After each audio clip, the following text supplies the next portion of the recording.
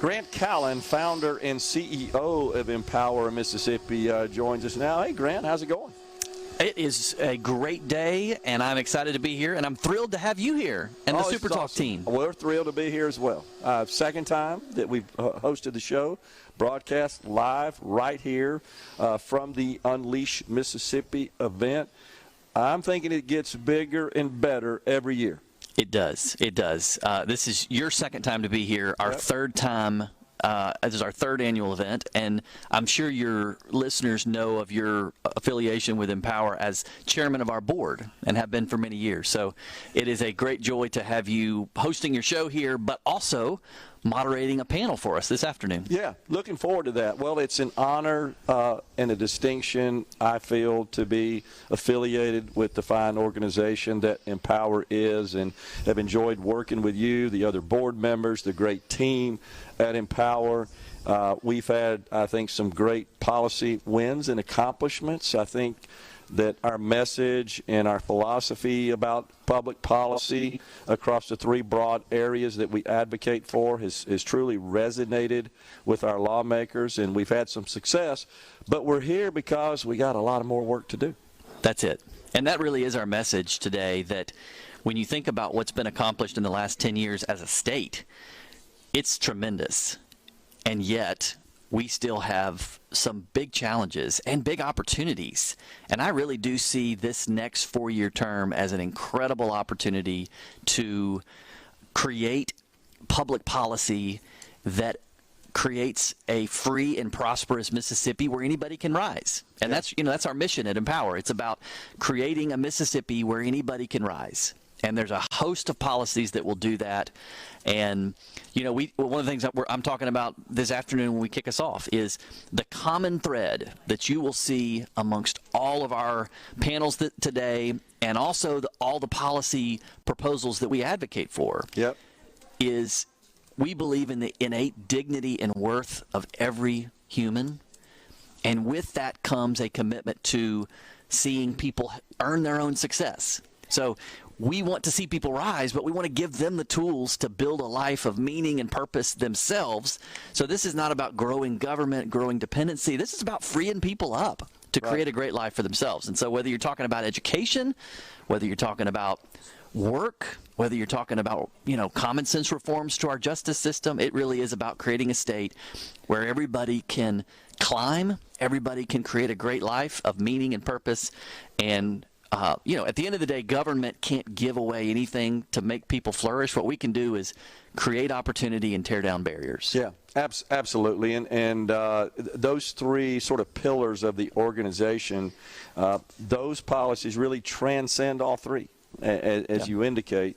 And Mississippi, I think, has made great strides. We could all take some comfort in that and celebrate that a little bit. But like we said, we got more work to do. What is on the horizon? What is it specifically that Empower would like to see happen in the state? Yeah.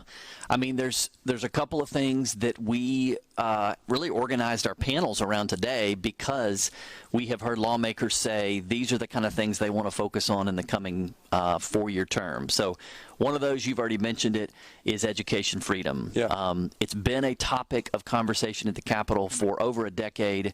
This desire that parents are rising up around the state saying we want more options about where we send our kids to get an education. And to their credit, lawmakers have responded in creating charter schools. They've created other options. But when you look at the whole landscape, Mississippi is not a state marked by great options. In fact, you just compare us to Florida. There are 48% of the kids in Florida are currently, those kids are in a school that's not the one they're zoned for. So nearly half the kids in the state of Florida are choosing where they go to school. The vast majority of those are still in public schools. But because they're choosing where to go, they're choosing a public school across town. And the result is a rising tide has lifted all boats in Florida. Well, even for all our progress in Mississippi, only about 16% of our kids are in a school that's not the one that they're zoned for because of their neighborhood. So there's a great room for improvement, and I have heard lawmakers on both sides of the Capitol, House and Senate, say in this new term, the time is ripe to give parents more options. And so when we think about options, a lot of times that comes down to kind of three proposals: charter schools, open enrollment, and education savings accounts, okay. which are really education savings accounts. ESAs are about private choice. Charter schools are public schools of choice, and open enrollment is about choosing a different public school, maybe outside your district, and they all free up kids to choose, and there's sort of pros and cons to each one.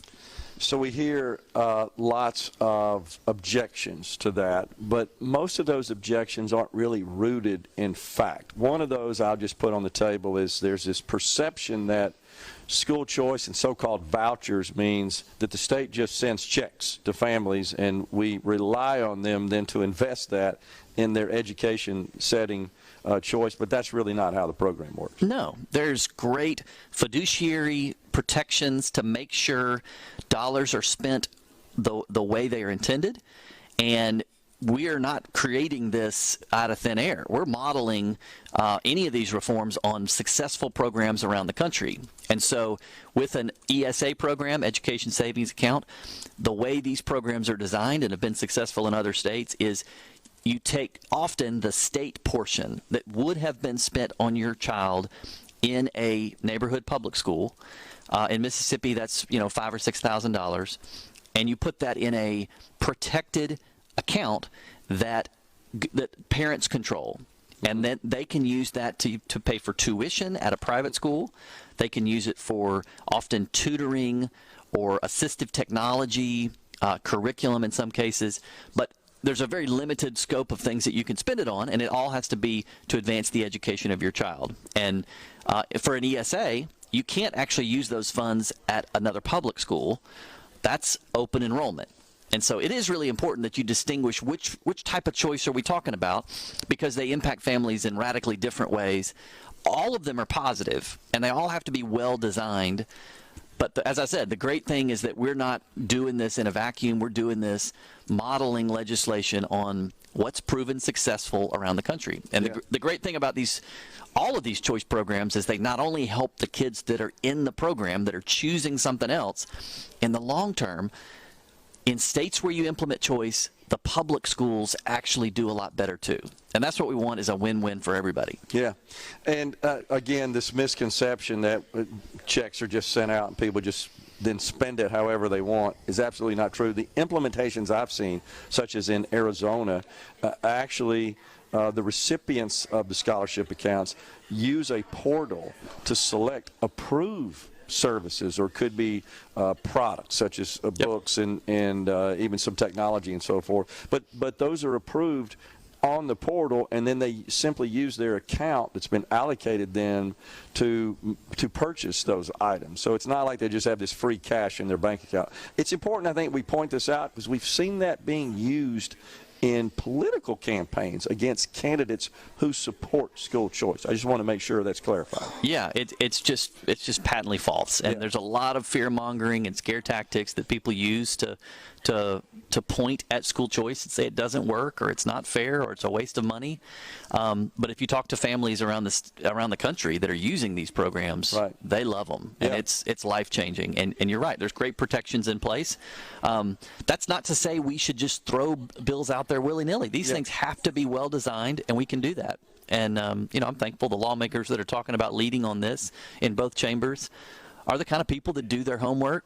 And we're certainly going to make sure that these bills are well designed and there are protections in place for taxpayer dollars. A couple of minutes left. Let's turn our attention to the category of work and economic policy. We were strong advocates for the tax reform that we got through the legislature and signed by the governor in 2022. We also were successful in getting the immediate expensing legislation through. Talk about that.